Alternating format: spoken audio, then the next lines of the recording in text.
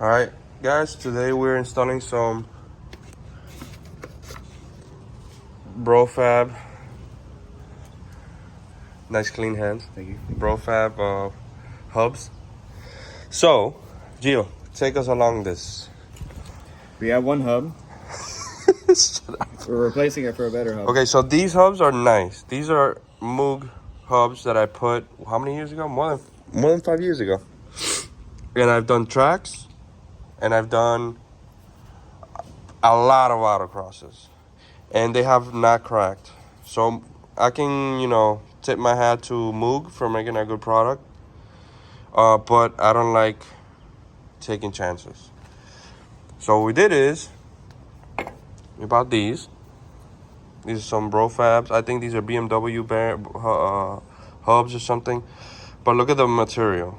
Just the difference in material is going to prevent the notorious cracking.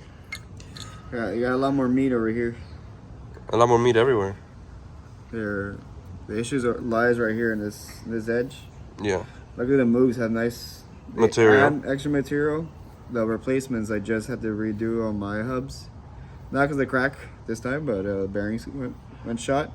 But they're machined flat here with a 90-degree. Yeah, and that weakens it. Yeah. Basically, I think they're like reman and they like take material out, right? So these are not the bad ones, and they've lasted a long time, and they have not shown any sign of stress.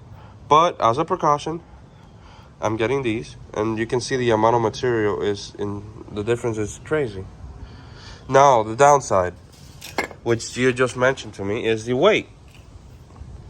It's a significant weight increase when you're going off like unsprung weight and stuff like that. So it's a significant unsprung and rotational. Yeah, and on top of that, you have to put this as well, which is not that heavy. Nice aluminum piece, but to make up the gap, because as you can see these hubs are way shorter. Yeah. So we have those. I just took mine, so I'm gonna put some grease on these things. So, after reading the instructions which they give you, it says that the tapered side of this, which goes into and between the bearings to make up the gap that this has. Right? So the tapered side, which is, let me see, that side, is the one that's gonna hug the inside of the spindle. The little groove there, or countersink, is gonna sit just right on that. So let's do that. So Brofab provided a brand new nut for the bearing, and I put some anti-seize there, and now this is how it's gonna look. That's it, and that should conclude this episode of how to. Also, if you're wondering, me and Gio were arguing for like an hour on what's the torque specification for the nut.